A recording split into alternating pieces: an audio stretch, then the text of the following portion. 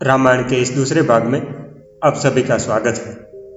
महर्षि विश्वामित्र ने राम और लक्ष्मण को असुर राजा महाबली की भी कथा सुनाई। महाबली ने देवताओं को युद्ध में हराकर स्वर्ग और पृथ्वी पर विजय प्राप्त कर ली थी। इसकी प्रसन्नता में महाबली ने एक यज्ञ करने का निश्चय किया। सभी देवताओं, राजकुमारों तथा ऋषियों को इस आयोजन के लिए निमंत्रित किया गया। हारे हुए देवताओं अप्रसन्न थे। वे भगवान विष्णु से सहायता मांगने गए। भगवान विष्णु एक छोटे कद के ब्राह्मण के रूप में यज्ञ में गए। वह उनका वामन अवतार था। राजा ने उसका स्वागत भी किया। यज्ञ की समाप्ति पर महाबली ने ब्राह्मण से पूछा कि उन्हें दान में क्या चाहिए। वामन ब्राह्मण ने महाबली से 3 पग भूमि मांगी। इतने छोटे दान की बात सुनकर महाबली को बहुत आश्चर्य हुआ। महाबली के गुरु शुक्राचार्य ने यह अनुरोध मानने से मना भी किया, किंतु महाबली ने शुक्राचार्य की बात नहीं मानी। महाबली के संकल्प लेते ही वामन ने अपना आकार बढ़ाना प्रारंभ किया और देखते ही देखते उनका रूप विशालकाय हो गया। उन्होंने एक पग में स्वर्ग मापा, दूसरे पग में धरती, फिर तीसरा पग धरने के लिए महाबली से पूछा। महाबली समझ गए कि यह तो साक्षात विष्णु है। नम्रतापूर्वक उन्होंने तीसरा पग धरने के लिए अपना सिर वामन के समक्ष कर दिया। विष्णु ने अपना पैर महाबली के सिर पर रखकर उसे हल्का सा दबा दिया। फलतः महाबली पाताल लोक में चले गए और फिर उसने आदर तथा शान के साथ वहां शासन किया। भगवान श्री राम और लक्ष्मण को अपने साथ लेकर विश्वामित्र जी मिथिला जा रहे थे। रास्ते में गौतम ऋषि का आश्रम भी आया। वहां उन्होंने अहल्या की प्रतिमा देखी। महर्षि विश्वामित्र ने दोनों भाइयों को अहल्या की कथा सुनाई। अहल्या ब्रह्मा की पुत्री थी और उनकी सुंदरता अप्रतिम थी। बड़े होने पर उनका विवाह गौतम ऋषि से हुआ। गौतम ऋषि एक महान तपस्वी थे। सती अहल्या स्वामी भक्त और कर्तव्यपरायण पत्नी थी। उनकी सुंदरता की गाथा देवराज इंद्र तक भी पहुंची। इंद्र ने अहल्या को देखा तो उसकी सुंदरता पर मुग्ध हो गए। एक दिन जब गौतम ऋषि कहीं बाहर गए थे, तब अवसर का लाभ उठाकर इंद्र ने गौतम का रूप धारण किया और अहल्या के पास चले गए। उनके साथ कुछ समय व्यतीत किया। इस बात का पता चलते ही ऋषि गौतम अत्यधिक क्रोधित हो उठे। उन्होंने इंद्र तथा अपनी पत्नी को श्राप दे दिया। हालांकि उन्हें बाद में अपनी भूल का एहसास हुआ कि इसमें अहल्या की कोई गलती नहीं थी। उसने भूलवश इंद्र को अपना पति समझा था। गौतम ऋषि ने भूल सुधार करते हुए अहल्या से कहा, तुम्हारे कृत्य के लिए मैं तुम्हें शिला होने का श्राप देता हूं, पर तुम्हारे सत्य वचन के कारण जब भगवान श्री राम तुम्हें अपने चरणों से छुएंगे, तब तुम्हारा श्राप का अंत हो जाएगा।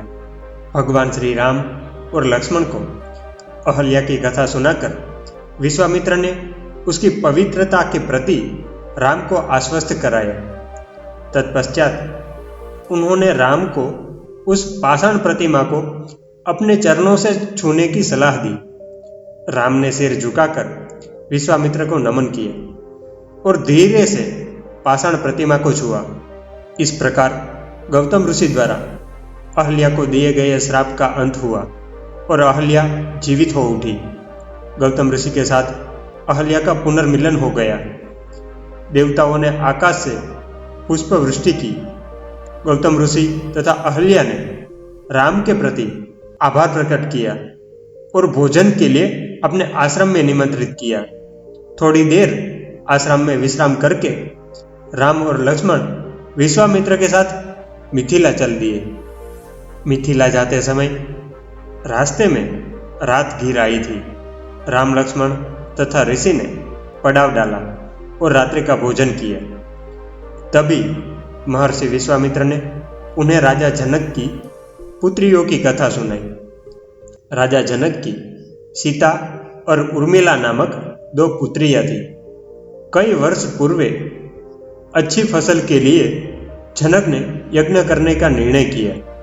उस समय की प्रथा के अनुसार यज्ञ प्रारंभ होने से पहले राजा स्वयं हल चलाकर धरती माँ का आशीर्वाद लिया करते थे।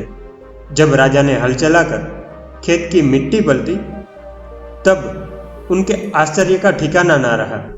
हल के खांचे के नीचे एक नवजात कन्या रोती हुई मिली। उस समय राजा जनक निसंतान थे। नवजात कन्या पाकर वह बेहद प्रसन्न हुए। उन्होंने उसे उठाया, महल ले गए और उनका नाम सीता रखा। सीता धरती माता की पुत्री थी। बाद में राजा जनक एक पुत्री को जन्म दिया, जिसका नाम उर्मिला रखा गया। ऋषि विश्वामित्र ने राम और लक्ष्मण को बताया कि अब राजा जनक की पुत्री सीता बड़ी और सुंदर युवती बन चुकी है। माता पिता अब उसका विवाह करना चाहते हैं। राजा जनक उसके लिए सुयोग्य वर चाहते हैं। इसलिए उन्होंने सीता के स्वयंवर का आयोजन रखा है। स्वयंवर से पहले महान यज्ञ का आयोजन होना है। स्वयंवर वह कार्यक्रम है जिसमें देश भर से राजाओं और राजकुमारों को निमंत्रित किया जाता है। उपस्थित सभी विवाह के इच्छुक वरों में से कन्या अपनी पसंद के वर का चयन करती है। इस स्वयंवर के लिए राजा जनक ने एक शर्त भी रखी थी। बहुत सारे राजकुमार वहां पहुंचे थे, पर कोई भी सफल नहीं हो पाया। राम और लक्ष्मण ने अपनी जिज्ञासा शांत करने के लिए शर्त की बात जाननी चाहिए। तब विश्वामित्र ने उन्हें शिव के शक्तिशाली धनुष पिनाक की कथा सुनाई। बहुत साल पहले की बात है। राजा जनक के किसी पूर्वज ने शिव भगवान को प्रसन्न किया था। शिव जी ने प्रसन्न होकर अपना पिनाक नामक धनुष उसे उपहार स्वरूप दिया था। पिनाक अत्यंत विशाल और भारी था। कई सैनिक साथ मिलकर भी उसे बड़ी कठिनाई से ही हिला पाते थे। एक दिन राजा जनक ने देखा कि सीता, जो भगवान विष्णु की पत्नी माता लक्ष्मी का अवतार थे, उन्होंने अपनी एक उंगली से ही उस धनु को सरका दिया था। यह देखकर राजा जनक आश्चर्यचकित रह गए। उन्हें अपनी आंखों पर विश्वास नहीं हो रहा था। राजा जनक सोच में पड़ गए। अंततः उन्होंने तभी यह निश्चय किया कि जब सीता विवाह के योग्य होगी, तब वह उसका विवाह उसी से करेंगे जो इस धनुष पर प्रत्यंचा चढ़ा पाएगा। विवाह के इच्छुक व्यक्तियों को इस शर्त को पूरा करना आवश्यक होगा। जब ऋषि विश्वामित्र राम और लक्ष्मण के साथ मिथिला पहुंचे, तो पूरा शहर चहल पहल और उत्साह से भरपूर था। चारों ओर खुशियां बिखरी नजर आ रही थी। सभी यात्रीगण शहर की सुंदरता देखकर हैरान थे। उन्होंने शहर की खूबसूरती के विषय में बहुत सुन रखा था। ऋषि विश्वामित्र के आगमन का समाचार पाकर राजा जनक स्वयं उसका स्वागत करने के लिए आए। ऋषि विश्वामित्र ने राम और लक्ष्मण का परिचय राजा से करवाया। यज्ञ सफलतापूर्वक संपन्न हुआ और फिर योजना अनुसार स्वयंवर का प्रारंभ हुआ। विवाह के लिए बहुत सारे राजा अपना भाग्य आजमाने के लिए पंक्ति में बैठे थे। राम और लक्ष्मण ऋषि विश्वामित्र के साथ बैठे हुए थे। राजा जनक की आज्ञा पर एक गाड़ी पर रखा पिनाक धनुष खींच कर लाया गया। बहुत सारे सैनिक पूरा जोर लगाकर गाड़ी खींच रहे थे। धनुष को उपयुक्त स्थान पर व्यवस्थित किया गया। कई राजकुमारों राजाओं ने धनुष पर प्रत्यंचा चढ़ाने का प्रयत्न किया, पर वह सभी असफल रहे। राजा जनक के निराश हो जाने पर ऋषि विश्वामित्र ने राम को इशारे से स्वयंवर में भाग लेने की अनुमति दी। ऋषि विश्वामित्र की आज्ञा पाकर राम उठकर धनुष के पास गए। धनुष को नमन करके भगवान शिव की आराधना की और फिर धनुष उठाकर उस पर प्रत्यंचा चढ़ाने लगे। यह देखकर लोगों के आश्चर्य का ठिकाना ना रहा।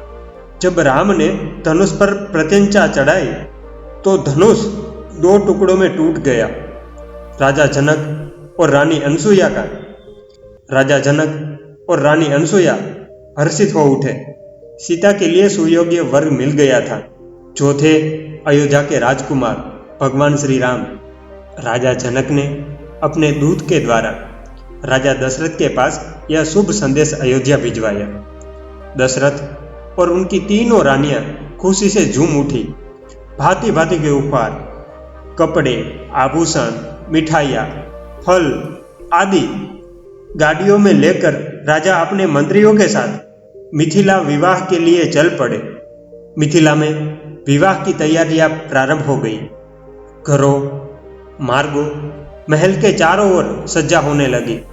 केवल राम और सीता का ही विवाह नहीं, वरन सीता की छोटी बहन उर्मिला का विवाह लक्ष्मण से निश्चित हुआ। साथ ही जनक राजा के छोटे भाई कुशध्वज और उनकी पत्नी चंद्रभागा की पुत्रिया मांडवी और श्रुतकीर्ति का विवाह भरत और शत्रुघ्न से निश्चित हुआ। राजपुरोहितों ने इन चारों के विवाह के लिए शुभ दिन तथा शुभ मुहूर्त निकाला। खूब धूमधाम से विवाह संपन्न हुआ। दशरथ ने प्रत्येक पुत्र के नाम से गोदान किया। राजा जनक ने सभी ब्राह्मणों को दान में धन दिया। मिथिलावासियों को सुरुचिपूर्ण स्वादिष्ट भोजन कराया गया। सभी ने वर वधू को आशीर्वाद दिया। विवाह के कुछ माह बाद राजा दशरथ ने अपने मंत्रियों की एक सभा बुलाई। सभा में उन्होंने कहा कि वो अब वृद्ध हो गए हैं और राम को राजा बनाना चाहते हैं। उनके विचार सुनकर मंत्रीगण अत्यंत प्रसन्न हुए। राम के राजा बनने की बात से सभी रानियां गौरवान्वित हो रही थी। अगले दिन राम का राज्याभिषेक होना निश्चित हुआ। जोर शोर से तैयारियां प्रारंभ हो गई। अयोध्या वासियों बहुत खुश थे। चारों ओर फूल लगाए गए, हवा में मधुर सुगंध बिखर गई और शानदार दावत की तैयारियां होने लगी। शहर के लोगों को जब यह समाचार मिला तो वे सब खुशी से झूम उठे। राम के राज्याभिषेक की सूचना मिलते ही सारे अयोध्यावासी उत्साहित हो उठे। सभी को अगली सुबह की प्रतीक्षा थी, जब उनके प्यारे राम राजा बनेंगे। राम के राज्याभिषेक का समाचार पाकर देवताओं में व्याकुलता छा गई। सभी देवता दैत्यों से बहुत परेशान थे। राम के हाथों ही उसका विनाश संभव था। यदि राम राजा बनते तो उनका विनाश कौन करता? सभी देवतागण सरस्वती माता के पास गए और कहा, आप ऐसा कुछ करिए जिससे भगवान श्री राम राज्य को त्याग कर वन चले जाए और हम देवताओं का कार्य सिद्ध हो, और यह कार्य आपसे ही संभव है। सरस्वती माता बहुत दुविधा में पड़ गए। वह ऐसा करना चाहते नहीं थे, पर वो देवताओं के हित के लिए अंततः यह मान गए और अयोध्या जाने के लिए तैयार हो गए। उन्हें भी लगा कि राम के हाथों राक्षसों के वध से सारा जगत सुखी हो जाएगा। अयोध्या में माता सरस्वती को कैकेयी और मंत्रा नामक दासी मिली। उन्होंने उसकी बुद्धि फेर कर दी और वहां से चले गए। मंत्रा ने देखा कि नगर सजा हुआ है। राज तिलक की बात सुनते ही उसका हृदय जल उठा। मंत्रा बचपन से ही रानी कैकेयी के साथ थी। मंत्रा ने कैकेयी को मां का प्यार दिया था। दशरथ और कैकेयी के विवाह होने के पश्चात मंत्रा अयोध्या आ गई थी। वह रानी के अत्यधिक निकट थी। प्रसन्न रानी कैकेयी राम के राज्याभिषेक के लिए तैयार हो रही थी। तभी तमतमाई हुई क्रोधित मंत्रा उसके कक्ष में पहुंची। कैकेयी ने मंत्रा से उसकी नाराजगी का कारण पूछा। अपनी नाराजगी का कारण मंत्रा ने राम का राज्याभिषेक बताया। रानी कैकेयी अचंभित हो उठी। मंत्रा ने सही अवसर समझकर रानी कैकेयी के मन में विष घोला। उसने रानी को विश्वास दिलाया कि राम के राज्याभिषेक के पश्चात भरत कहीं का नहीं रह जाएगा। रानी कौशल्या उससे नौकरानी जैसा व्यवहार करेगी। मंथरा रानी कैकेयी के पुत्र भरत को राजा बनाना चाहती थी। वो योजना बनाने लगी। उसे अचानक रानी कैकेयी के दिए गए दशरथ को 2 वर याद आए। कई वर्षों पूर्व देवताओं और असुरों के बीच भयंकर युद्ध छिड़ा था। इंद्र ने दशरथ को देवताओं की ओर से युद्ध लड़ने के लिए बुलाया था, क्योंकि दशरथ अपने रथ को 10 दिशाओं में ले जाने में प्रवीण थे। पर इस युद्ध में दशरथ के रथ का धुरा टूट गया और चक्का निकलने ही वाला था। तो कैकेयी ने तब अपनी उंगली डालकर चक्का निकलने से बचाया था।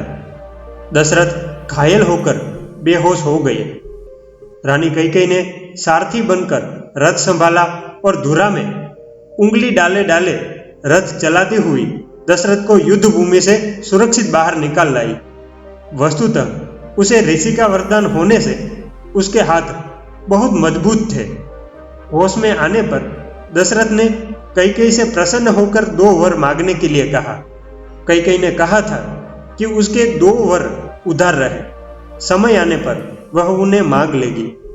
मंथरा ने कैकेयी को उन वचनों को दशरथ से मांगने की सलाह दी। राजा दशरथ को रानी कैकेयी के कोप भवन में होने की सूचना मिली। कुछ ही देर बाद राजा अपनी प्रिय रानी से मिलने उसके महल में गए। उन्होंने शोक संतप्त रानी को खुले बालों के साथ भूमि पर पड़े हुए देखा। राजा दशरथ ने कारण जानना चाहा। मंथरा की बात मानकर कैकेयी ने राजा को उसके दिए गए 2 वरों की याद दिलाई। राजा तुरंत 2 वर देने के लिए तैयार हो गए।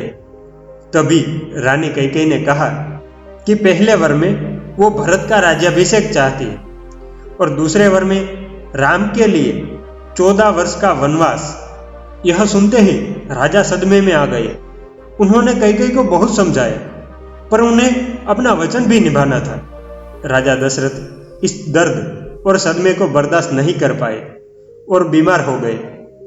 दुखी राजा को याद आया कि जब वह युवा थे तब एक अंधे ऋषि ने उन्हें श्राप दिया था। संभवतः श्राप सत्य हो रहा था। श्राप की कथा कुछ इस प्रकार है। राजा दशरथ अपनी युवावस्था में शिकार के लिए गए थे। एक युवक नदी के किनारे एक पात्र में पानी भर रहा था। भूलवश दशरथ ने उसे हिरण समझकर उस पर बाण चला दिया। बाण के लगने से युवक की मृत्यु हो गई। वो युवक श्रवण कुमार था। मरने से पहले उसने दशरथ को अपना नाम बताकर कहा कि वो अपने अंधे माता पिता के लिए जल भर रहा था। पश्चाताप की अग्नि में जलते हुए दशरथ जल भरा पात्र लेकर श्रवण के माता पिता के पास गए और उनके पुत्र की मृत्यु की सूचना उन्हें दी। श्रवण कुमार के वृद्ध माता पिता ने क्रोधित होकर दशरथ को श्राप दिया कि एक दिन वह भी पुत्र वियोग में दुखी होगा और उसी दुख में उसका अंत हो जाएगा। रानी कैकेयी के महल में शोक संतप्त होने पर दशरथ को वह श्राप याद आया और वह समझ गए कि राम को उनकी गलती की सजा भुगतनी पड़ रही है। सुबह हुई। महल में किसी को पता नहीं था कि क्या घटित हुआ था। राम और सीता राज्याभिषेक के लिए तैयार हो गए थे। कौशल्या राज्याभिषेक की तैयारी में व्यस्त थी और गरीबों को दान दे रही थी। राजगुरु वशिष्ठ संस्कार के लिए पधार चुके थे, पर राजा दशरथ का कहीं पता नहीं था। मंत्री सुमंत्र उन्हें ढूंढते हुए कैकेयी के महल में गए। रानी कैकेयी ने उन्हें द्वार पर ही रोक दिया और राम को बुलाने के लिए कहा। श्री राम माता कैकेयी का बुलावा सुनकर भागे हुए आए तो पिता को दुखी और रोता हुआ पाया। रानी कैकेयी ने राम को दशरथ के 2 वचन के रूप में उनकी इच्छा बताई। श्री राम माता की बात सुनकर मुस्कुराए और कहा उनके कथानुसार वह अपने पिता की इच्छा पूरी करेंगे। यह कहकर भगवान श्री राम वन गमन की तैयारी करने के लिए चल दिए। राम और लक्ष्मण के बीच अटूट बंधन था। जब राम को वनवास हुआ तब लक्ष्मण ने भी उनके साथ चलने का निश्चय किया। लक्ष्मण की पत्नी उर्मिला सीता की छोटी बहन थी।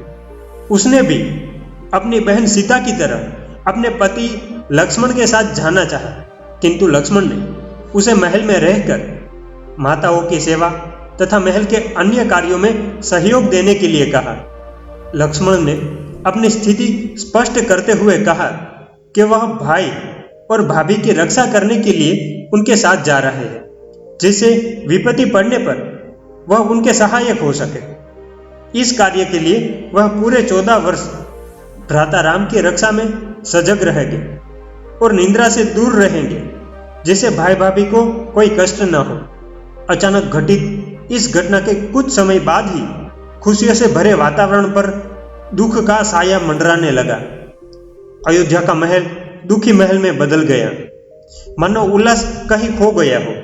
सभी लोगों को रानी कैकेयी की निर्दयी शर्तों तथा दशरथ के दुख का कारण पता चला। किसी ने भी इसकी कल्पना भी नहीं की थी। श्री राम माता कौशल्या से वन जाने की अनुमति मांगने गए। सीता और लक्ष्मण भी राम के साथ साथ वन जाने को तैयार थे। राम, सीता एवं लक्ष्मण ने अपने आभूषण और राजसी वस्त्र उतारकर सादे गेरुए वस्त्र धारण किए। राम, सीता एवं लक्ष्मण ने राजा दशरथ तथा तीनों माताओं का आशीर्वाद लिया तथा सभी से विदा लेकर वन के लिए चल दिए। दुखी नगरवासी भी उसके पीछे पीछे विलाप करते हुए चल रहे थे। श्री राम के समझाने पर भी वे वापस नहीं जा रहे थे। चलते चलते वे नगर के द्वार तक आ चुके थे। राजा दशरथ अपनी सुध बुध खो चुके थे। दुख से उनका हाल बेहाल था। मूर्छा टूटने पर राजा जागे और उन्होंने सुमंत्रा को अपने पास बुलाकर कहा, हे सखा, तुम रथ लेकर श्री राम के पास जाओ। दोनों कुमारों तथा सुकुमारी जानकी को रथ में चढ़ाकर वन ले जाओ। उन्हें वन की भयावहता का पता नहीं है। यदि दोनों भाई न माने तो हाथ जोड़कर विनती कर राजकुमारी सीता को वापस ले आना। वन में बहुत दुख होगे। जानकी कभी उसके पिता के घर, कभी ससुराल, उसकी जहां इच्छा होगी वहां रह लेगी। यदि सीता लौट आई तो मेरे प्राण को सहारा हो जाएगा, अन्यथा मेरा मरण निश्चित है। मुझे राम, लक्ष्मण तथा जानकी को लाकर दिखाओ। ऐसा कहकर राजा पुनः मूर्छित होकर गिर पड़े। राजा की आज्ञा पाकर सुमंत्र तुरंत रथ लेकर गए। नगर के बाहर उन्हें सीता सहित दोनों भाई मिले। उन्हें रथ पर बिठाकर दुखी नगरवासियों को पीछे छोड़कर रथ चल पड़ा। सीता जी और मंत्री सुमंत्र सहित दोनों भाई श्रृंगवेरपुर जा पहुंचे। वहां उन्हें गंगा पार करनी थी। सबने गंगा में स्नान करके जल पिया और अपनी थकान मिटाई। निषादराज उनके आने की सूचना पाते ही स्वयं भागे हुए आए। निषादराज ने राम से घर चलने की विनती की, पर राम ने कहा कि पिता की आज्ञा से उन्हें 14 वर्ष मुनियों का वेश धारण करके ऋषियों के योग्य आहार लेते हुए वन में ही बसना है। गांव के भीतर जाना उचित नहीं है।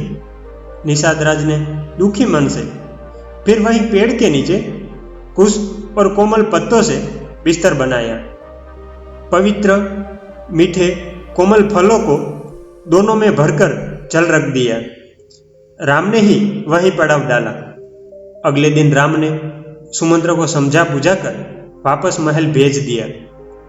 अगले दिन राम ने केवट से गंगा नदी पार करने के लिए कहा। नदी पार करने के बाद माता सीता ने अपनी अंगूठी उतारकर केवट को देने लगे, पर उसने अंगूठी का स्वीकार करने से मना किया और फिर भगवान श्री राम से आशीर्वाद मांगे। फिर प्रयाग होते हुए सभी ऋषि भारद्वाज के आश्रम में गए।